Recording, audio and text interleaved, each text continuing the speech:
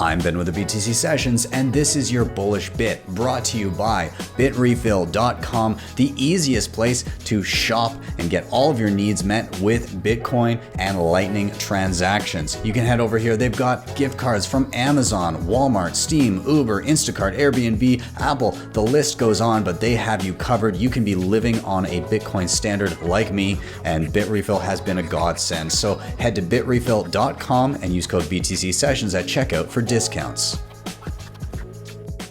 You saw a lot over the last couple of years of people saying things along the lines of, self-custody is ridiculous. People aren't going to try self-custody.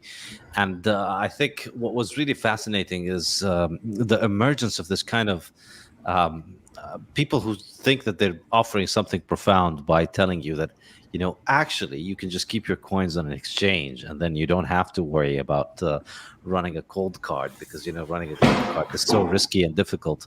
There was a lot of faith in the fiat system and a lot of faith in the crypto system being presented as if these things are just there and working and will continue to work, and that Bitcoin's value proposition is maybe you speculate, maybe the price goes up and that's it, but like people were beginning to forget about the fact that it is just money that you own and that nobody controls and that nobody can take away from you.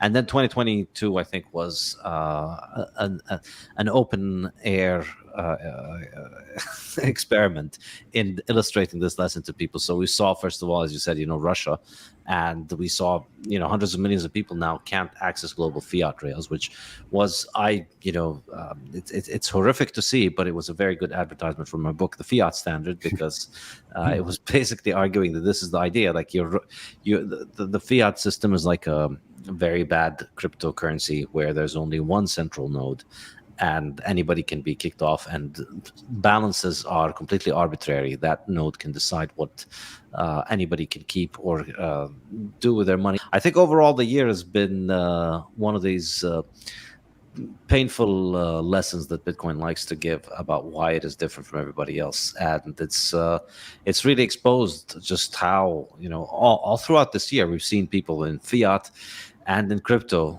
just lose everything and get rugged and cry about it and expect sympathy and bailouts, and Bitcoiners just continue to stack. So I think the biggest winner in this year is probably Matt Odell. Stay humble, stack sats turns out to be the ultimate winning recipe and formula for the future.